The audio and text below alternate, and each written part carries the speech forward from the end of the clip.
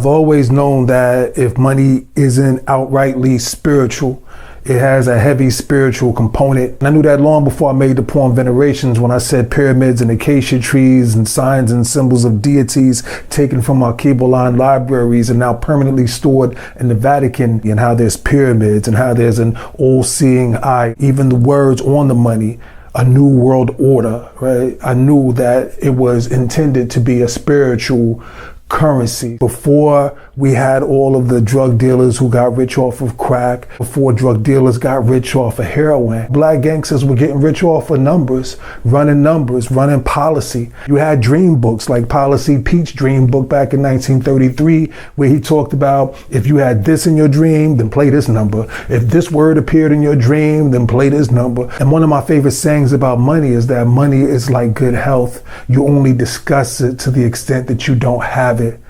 But as I've gotten older, I've wondered about that because I see that everyone discusses it. It's just that some people obsess about it.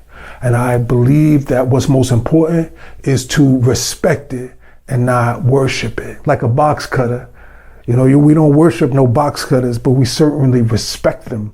And we're thoughtful about how we use them.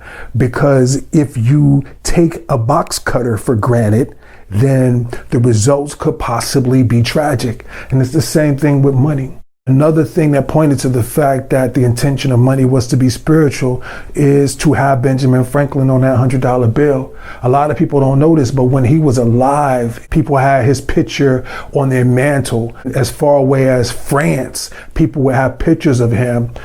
He created in a lot of people's minds the concept of electricity. He was a larger than life figure even when he was alive. When I grew up, they had like that whole money spray. There was an incense version of it. There were certain candles you would light that was supposed to bring prosperity to the home.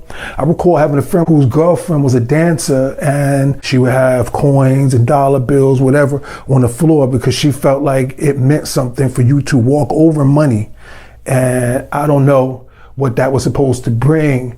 But what hit me heaviest with regard to the spirituality of money and our people were the botanicas, carpeted with 20s and 10s and 5s and 1s. For those people who feel like there isn't a spiritual aspect, then maybe there's no penalty for going into one of those botanicas and trying to sneak the money out.